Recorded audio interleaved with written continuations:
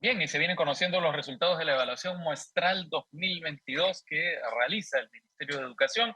Para comentarlos, para saber cómo está nuestra educación, estamos conectados con Jorge Luis Gargurevich, ex viceministro justamente de Educación. Jorge Luis, ¿cómo estás? Bienvenido. Hola Raúl, ¿cómo estás? Buenas tardes. Una prim- Buenas tardes. Una primera visión general de estos resultados de la evaluación muestral 2022. ¿Qué nota nos pone como educación? Valga, digamos, la paradoja.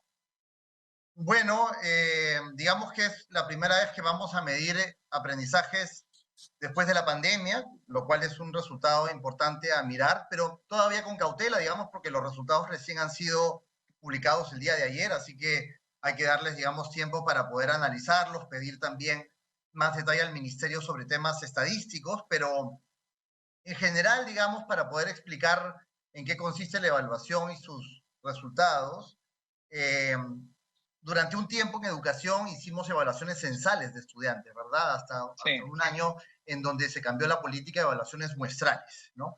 Esta es Ujú. una evaluación que se hace casi 396,000 estudiantes, más o menos es la muestra que el ministerio establece. Es una prueba que se tomó el año pasado en diciembre, a primaria y a secundaria, ¿no? A primaria en segundo, cuarto, sexto, que es lectura, sobre todo comprensión lectora y matemáticas, y en secundaria se añadió ciencia, tecnología, incluso se hicieron unas pruebas que me parecen muy importantes, aún no tenemos esos resultados sobre habilidades socioemocionales, ¿no? Ujú. Pero los resultados, digamos, que nos muestran primero, pues denotan primero que, por supuesto, las brechas entre lo que ya conocemos que es la realidad de nuestro país se han seguido incrementando, digamos, brechas entre la escuela pública y la escuela privada y, por supuesto, entre el mundo rural y el mundo urbano, ¿no? Ujú. En esa tabla, por ejemplo, que están mostrando en este momento, solo para mirar segundo de primaria, que es un año además crucial, digamos, en el aprendizaje de los chicos, podremos ver, por ejemplo, ahí podremos ver en las tres columnas se miden niveles de logro, ¿no? Niveles Ajá. iniciales, es decir, los chicos que todavía no han logrado desarrollar la competencia como es esperado, es decir, los casos más críticos, los que están en rojo, los naranjas, que son los que están en proceso de desarrollar la competencia, y los verdes, que están en un nivel satisfactorio, es decir, la meta a la que todos deberían aspirar llegar, ¿no? Y ahí Ujú. pueden ver que lo que se compara en la izquierda y la derecha es la última medición, que fue el 2019, y la medición actual, que es el 2022, ¿no?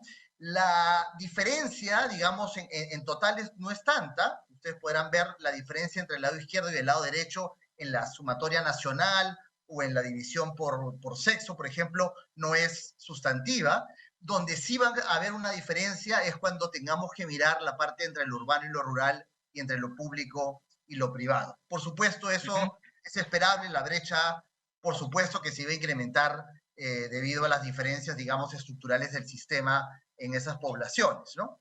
Sí. Yo diría que eso no es tan sorprendente, es lamentable, pero no es tan sorprendente como más bien otros datos que sí creo importante comentar, Raúl, que es, ¿Cuáles, por por ejemplo? ejemplo, el hecho de que pareciera que en algunos casos la pandemia no hubiera existido, ¿no? Hay una tabla, por ejemplo, donde han colocado una línea de tiempo del lenguaje de segundo de primaria entre el 2011 hasta esta medición del 2022, y una cosa que sorprende es la distancia que hay entre el resultado, esa de ahí, entre el resultado y la realidad, digamos, ¿no? La realidad que le está pasando además a toda Latinoamérica, ¿no? Ustedes Ajá. podrán ver que ahí hay una medición en base al promedio Sí. de los estudiantes, y podrán ver que esa media, que por ahí tiene un pico, digamos, entre el 2015 y 16, ¿no? Luego vuelve a Sí. la media regular, y como verán en los últimos años, entre el 19 y el 22, es decir, después de la pandemia, pareciera que no hubiera pasado nada, ¿no? Se Y recupera, dices tú, ¿no? y entonces la pregunta es, digamos, recuerden que estos chicos de segundo de primaria 2022 son los chicos que quiere decir que han tenido inicial y primero de primaria en sus casas o sin Sí. escuela. Con lo cual, cuando logran volver a la escuela en el 2022, de pronto resulta que sus aprendizajes son iguales a las de toda la media de la última década. Pero eso, digamos, ¿cómo se puede explicar? ¿Porque está mal hecha la evaluación? ¿Porque, Cor- digamos, la educación presencial no es tan importante? Cosa que no creo. Por eso creo en este momento que tenemos, digamos, más preguntas que claridades. Creo que hay que tener todavía más información porque algo que hay que tomar en cuenta es si las muestras son equiparables, ¿verdad? Y eso es Ajá. algo que todavía no tenemos la información para afirmar. Es decir, O sea, la, cuando lo dices si, digamos, el universo analizado es el mismo en ambos, en los, digamos, distintos casos. tienen las características similares. Si es la misma escuela que yo me di el 2019 o no, por lo pronto, ¿no? Sí. Ujú. Dependiendo la muestra que yo diseñe, es el tipo de resultado que yo voy a esperar obtener, digamos, ¿no? Entonces, Pero, no, a ver, para seguir un poco, disculpa, un poco por sí, deformación profesional, ¿por qué, digamos, se podría buscar hacer una evaluación que no demuestre las deficiencias del sistema y que presente resultados, digamos, como estos, que no parecen guardar relación con la realidad ni con el sentido común? sí, de acuerdo, tengo igual la misma pregunta que tú. En general, el diseño de cómo se hace la muestra debería ayudarnos a comprender el estadio de ese año, digamos. Creo que Ajá. quizás el error pueda ser tratar de hacerlo comparable con los años anteriores. Ese efecto comparable hay que tener mucha cautela en cómo se muestra, porque estás comparando muestras quizás diferentes y estás comparando muestras con censos. Sí, Entonces, yo lo digo además, disculpa José Luis, lo digo porque estamos en medio de esta ofensiva en contra de la reforma educativa. sí, Es sí, sí, decir, sí. ¿qué es lo que se trata de, qué es lo que estoy insinuando? No lo voy a insinuar, lo voy a decir directamente. O sea, Está muy eh, bien. esta encuesta está tratando de decir que la reforma educativa no importa, digamos, en la medida que se retroceda, que, digamos, se tomen decisiones en contra de ella, que la educación va a seguir avanzando. Creo que al menos lo que yo puedo afirmar es que dice lo que el ministro ya había anticipado muchas veces, ¿no? La Sí, hipótesis que él tenía era, yo creo que los chicos no hay que recuperar aprendizajes en ellos porque nunca los desarrollaron. Y entonces ya. sí, mi preocupación, claro, es que la evaluación esté diciendo algo que el discurso político del ministro había antecedido y con la lectura que tú estás dando, tener mucha cautela en quién controla la publicación de los resultados para ver qué es lo que nos quieren decir. Lo que tú dices, ¿cuál es el mensaje que nos quieren decir? ¿No? Hay otra tablita que quizás nos puede ayudar con esto, una que también había pasado. Pero Eh, eh, un sí, elemento sí, antes, José Luis, porque es una perdón. pregunta que tengo hace rato en la cabeza que no te pude plantear porque estábamos analizando los cuadros. ¿Esta evaluación no forma parte de esos famosos 750 millones de soles en consultorías que ha venido denunciando el ministro Becerra? En el rubro que él designa como consultorías, como ya Por hemos supuesto. probado O sea, la con mentira información. del ministro Becerra, quiero decir, Sí, es ¿está decir, compuesta, por ejemplo, por el dinero destinado a esta evaluación? sí, así es, de las evaluaciones muestrales y las de docentes, así es. Ajá.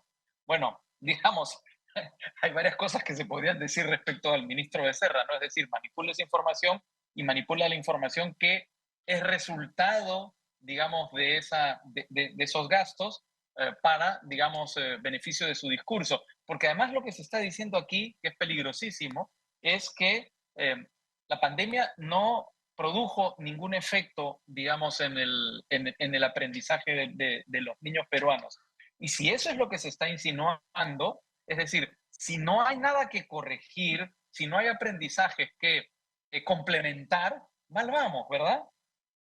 De acuerdo, de acuerdo. Por eso digo, ¿no? Yo creo que el dato al menos está respaldando esa hipótesis, que efectivamente todos podemos, como padres, como comunidad, dar cuenta que no es posible que sea así, es posible, los chicos, no puede ser que no haya un detrimento de sus aprendizajes, digamos, y que necesitamos explicar mejor los factores que hayan permitido que en algunos casos los promedios no se hayan movido. El comunicado que Uh el -huh. Ministerio de Educación ha acompañado cuando ayer ha difundido la evaluación, que hay que también analizarlo, dice en un momento del comunicado, dice, ¿no? Hay promedios que están muy mal, pero que en el resultado final ustedes van a ver que está igual porque la escuela privada estuvo mejor. Eso dice el comunicado, ¿no? O sea, el comunicado Ajá, ya está, digamos, anticipando a la idea de que los privados han salvado algunos promedios, ¿verdad? Con ajá. lo cual está en la lógica de lo que tú estás advirtiendo. O sea, hay que yo hoy día en la mañana mientras revisaba decía, ¿qué es lo que nos quiere decir esta tabla? Me preguntaba yo, ¿no?